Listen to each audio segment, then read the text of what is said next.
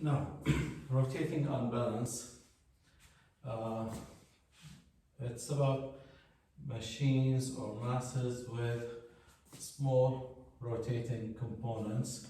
Usually it's for machines with rotating components that have small imbalance forces in those rotating components, and those imbalance forces or masses as they rotate will cause harmonic excitation to the mass in the form of centrifugal force.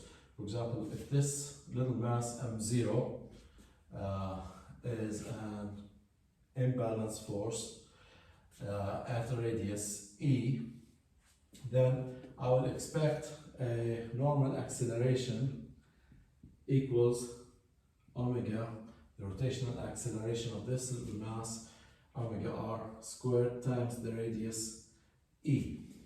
And as a result, I will have a centrifugal force F equals m times an, which is omega r squared times e, and this is m0, the mass of this little unbalanced mass. Now, this force vector rotates with an angle omega rt. Now I'm interested in the vertical component of the force. The horizontal component is supported by the side supports of this mass. The mass vibrates in the vertical direction only. So I'm interested in the vertical force Fv, which is basically F sine the angle omega rt. And F is already m0 omega r squared times e sine omega rt. Now, going back to harmonic excitation, the equation of motion for a damped system under harmonic excitation is mx double dot plus cx dot plus kx equals f0, the amplitude of the harmonic excitation, sine omega t, and omega is the frequency of the excitation. Now, this is the x portion of this main mass m. Now, in our case, the excitation term is right here, m0 omega r squared. Now the excitation frequency, which was omega, now it's omega r here times e sine omega r t. The rest is the same.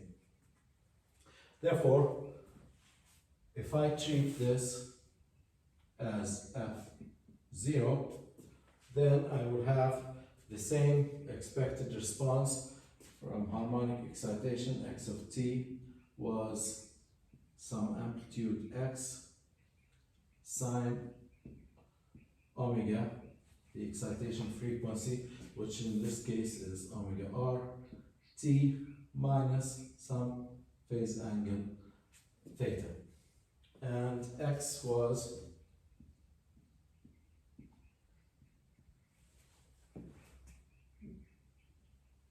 square root of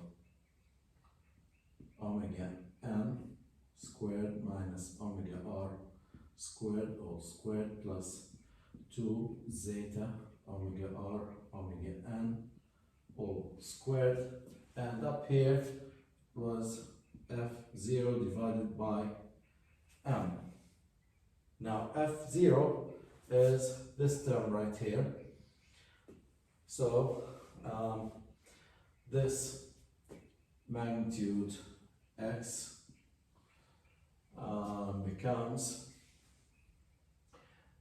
f0 is m0 e divided by m, and I will leave the omega r on top here, omega r squared divided by omega m squared minus omega r squared plus 2 zeta omega r omega n all squared. And now I can normalize this expression with respect to the natural frequency by dividing by omega n squared in the numerator and denominator.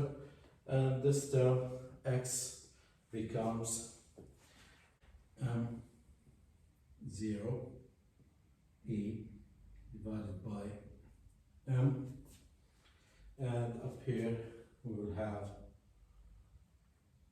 r squared divided by square root of 1 minus r squared all squared plus 2 zeta r all squared.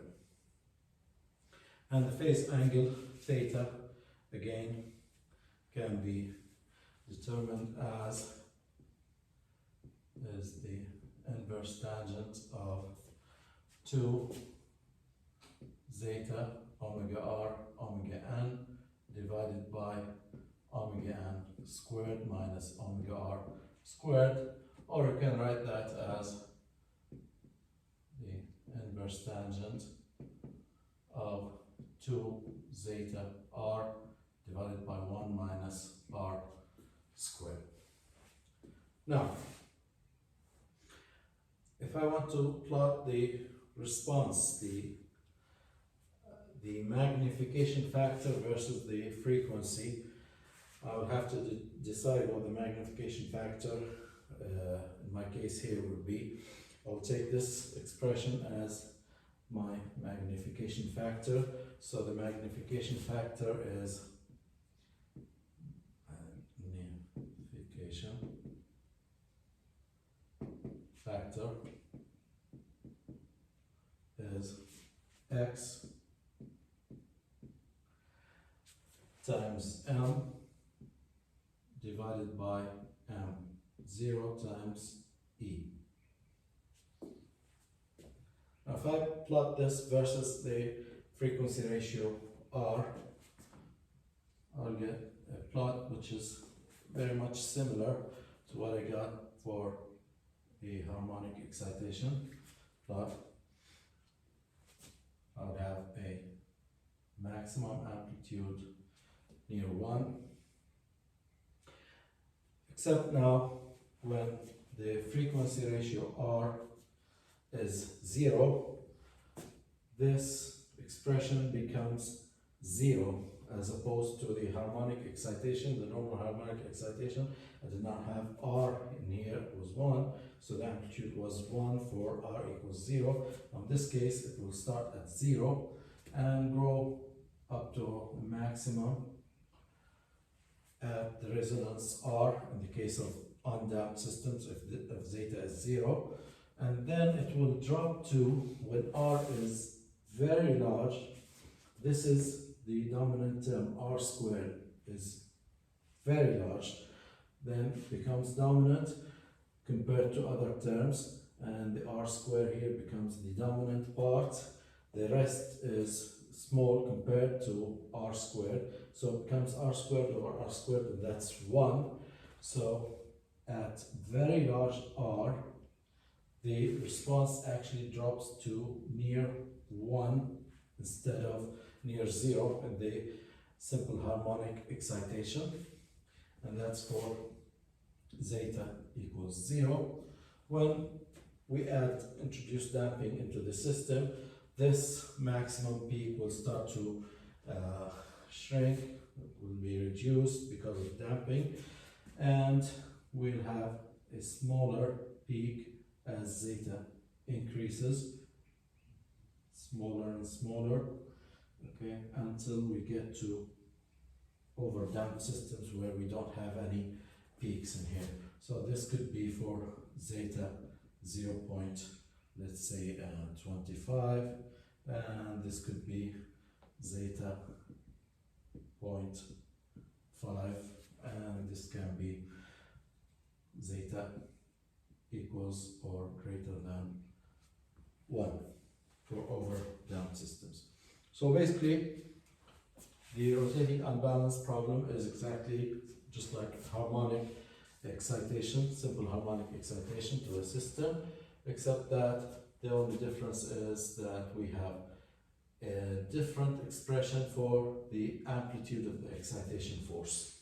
The excitation force, instead of being constant F0, it's now term dependent on the excitation frequency. The rest is the same procedure, the same expression for the forced response, amplitude x, phase angle theta. The amplitude x is right here, the phase angle is determined exactly the same way it was determined for simple harmonic excitation.